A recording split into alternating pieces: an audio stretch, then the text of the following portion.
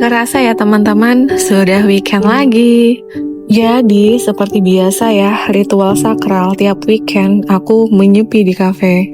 Entah kenapa energi kafe itu selalu terasa selaras ya sama jiwaku yang memang sukanya ketenangan teman-teman.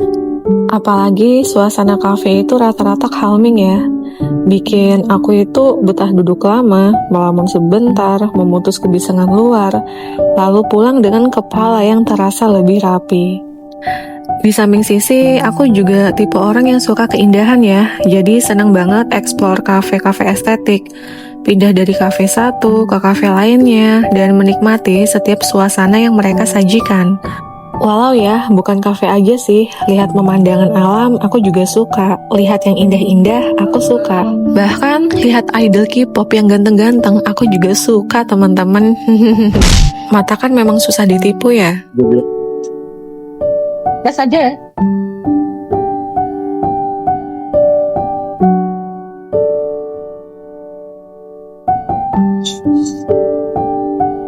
Bonis besok itu ganti ya.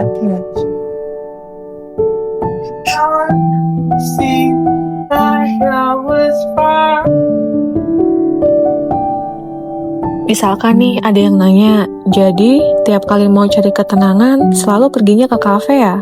Berarti kafe cuma jadi tempat pelarian dong. Harusnya kan tenang bisa dirasakan di mana aja, nggak tergantung tempat. Ya bukan begitu teman-teman. Buat aku, kafe itu bukan tempat pelarian ya. Tapi karena aku memang suka aja sama suasana kafe. Karena kan gak semua tempat itu pas ya atau enak buat kita ajak berhenti sebentar. Jadi kadang kita butuh ruang yang memang mendukung kita. Buat duduk santai, buat istirahat, buat menyatu sama suasana yang klik sama jiwa kita. Contoh nih, ini kan pas aku kesini sebenarnya badan aku tuh lagi capek banget guys. Setelah kerja full time dari Senin sampai Jumat. Dan saat momen weekend tiba, aku ngikuti kata hatiku dong ya. Aku ngasih hak tubuhku untuk istirahat. Badan kita capek, terus kita pergi ke tempat yang kita suka. Itu rasanya pasti seneng teman-teman. Berasa seperti dapat lonjakan dopamin ya. Rasa senang kan juga memperbaiki suasana hati kita ya. Dan setelah itu pulang-pulang rasanya jadi lebih ringan. Bahkan saat aku lagi ada di mode kerja ya, kalau ada sela-sela waktu rehat, aku itu suka ya bikin teh atau enggak kopi. Terus di setiap seruputannya bener-bener aku rasain dan aku nikmatin. Jadi minum itu bukan sekedar minum doang ya, tapi sambil dirasain. Dan itu ternyata bisa kasih efek relaksasi juga teman-teman. Dan aku hampir tiap hari ya melakukan ini kalau sudah masuk mode kerja. Ritual minum teh atau ngopi, tapi berasa kayak kasih efek setelah meditasi. Dan sambil cerita-cerita aja ya teman-teman. Kalau dulu aku itu tipe orangnya serba cepat ya. Kalau kerja atau melakukan aktivitas apapun, maunya buru-buru biar cepat selesai. Jadi kalau ngelihat kerjaan, ada yang belum selesai, tapi aku milih rehat sebentar, aku milih diam sebentar. Aku yang jadi gelisah sendiri, kayak ngerasa, kok ini gak bener ya, kerjaan belum selesai, kok aku istirahat, kayak ngerasa bersalah. Tapi anehnya, semakin aku keburu-buru, hasilnya malah banyak yang gak teliti. Ada yang kurang, ada yang ketinggalan, ujung-ujungnya malah kerjaan itu diulangi lagi. Dulu juga aku lihat orang yang kerjanya pelan, aku itu sering gemas sendiri. Dalam hati itu aku sering batin gitu, ini orang kok lelet banget sih, kok siput banget sih, kok buang-buang waktu banget sih. Tapi pas aku perhatikan, justru pekerjaan mereka itu jauh lebih rapi daripada aku, yang selalu sering pengen cepat selesai demi efisiensi waktu. Kok aku jadi kayak malu sendiri ya, dan makin kesini, ritme hidupku juga berubah ya teman-teman. Badanku malah gak bisa lagi balik ke ritme lama yang serba cepat.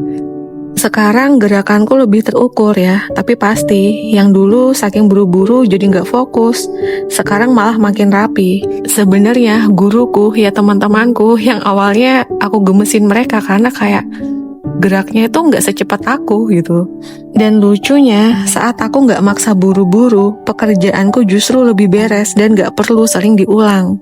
Jadi misalkan di luar sana ada orang yang kerjanya cepat tapi hasilnya bagus, itu aku salut banget. Karena jarang ya ada yang bisa menyeimbangkan kinerja cepat tapi fokusnya terjaga. Itu manajemen dirinya sudah top banget. Tapi ada satu pola yang sama teman-teman. Ada yang kerjanya buru-buru, ada yang kerjanya pelan, ada juga yang satset dan tangkas. Tapi kalau sudah sama-sama ditekan pekerjaan, ujungnya muaranya sama. Ya sama-sama stres. Kalau sudah di titik ini ya, yang jadi pembeda bukan lagi cara kita kerja, tapi cara kita mengelola stres itu sendiri. Karena kerjaan mungkin nggak bisa kita kontrol sepenuhnya ya, tapi cara kita menyikapinya itu masih bisa kita atur. Kalau aku nih, ya contohnya kan sudah nemu formulanya ya, di sela-sela kerja, aku ambil momen rehat, kayak minum teh dan kopi tadi yang setiap seruputannya bener-bener aku nikmatin, karena itu bener-bener ngasih aku rasa relaksasi ya, di tengah-tengah pekerjaan. Tapi kita juga bisa ambil momen jeda buat ya bernapas sebentar, diam, tarik nafas, biar bener-bener sadar lagi sama diri sendiri, dan gak langsung reaktif sama tekanan. Karena kalau kita terus dipaksa ya, tanpa jeda, bukan cuma capek fisik, tapi kepala juga jadi penuh. Dan dari situ biasanya mulai kita gampang emosian, kita jadi nggak fokus, dan malah makin burnout. Apalagi ya, kehidupan seseorang semakin dewasa, kita itu kayak makin dituntut untuk bisa menjaga stabilitas diri ya teman-teman. Karena makanan orang dewasa itu ya, tuntutan, tanggung jawab, tekanan, rasa lelah yang gak ada habisnya. Dan semua itu rasanya campur aduk, nano-nano di dalam diri. Kita tuh gak cuma bertempur ya di dunia nyata, tapi juga bertempur di dalam diri kita sendiri. Makanya yang paling penting dari semua itu, gimana kita bisa memanage diri kita dengan baik. Karena kalau capeknya cuma di fisik, itu masih bisa selesai dengan istirahat. Tapi kalau capeknya sudah ke bagian dalam, ke hati dan pikiran, itu efeknya bisa kemana-mana. Mau diistirahatkan badan seberapa lama pun, tapi kalau hati dan pikiran belum tenang, rasanya tubuh juga nggak akan benar-benar rileks. Di luar mungkin kita bisa ya kelihatan tenang, tapi di dalam ada ketegangan yang gak bisa kita sembunyikan. Dan tanpa kita sadari ya, ketegangan yang kita simpan rapat, itu bisa bocor ke orang lain kalau orangnya peka. Tapi ya, kalau kita lihat orang-orang di sekitar kita, rata-rata orang dewasa itu ya sebenarnya ngerasain hal yang sama. Cuma kita sama-sama menyimpannya sendiri. Nggak selalu diomongin, tapi diam-diam kita sama-sama tahu dan sama-sama paham.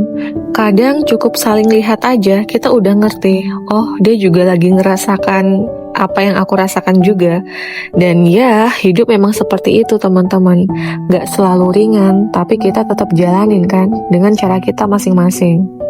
Kalau di satu fase kita ngerasa hidup kita berat, di luar sana juga ada jutaan orang yang lagi ngerasain hal yang sama teman-teman. Dan ini bukan soal membandingkan penderitaan ya, bukan. Justru karena banyak yang senasib, kita jadi nggak perlu merasa sendirian.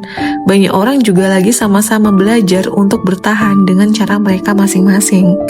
Dan ya, ini memang bagian dari fase hidup yang nggak bisa kita hindari.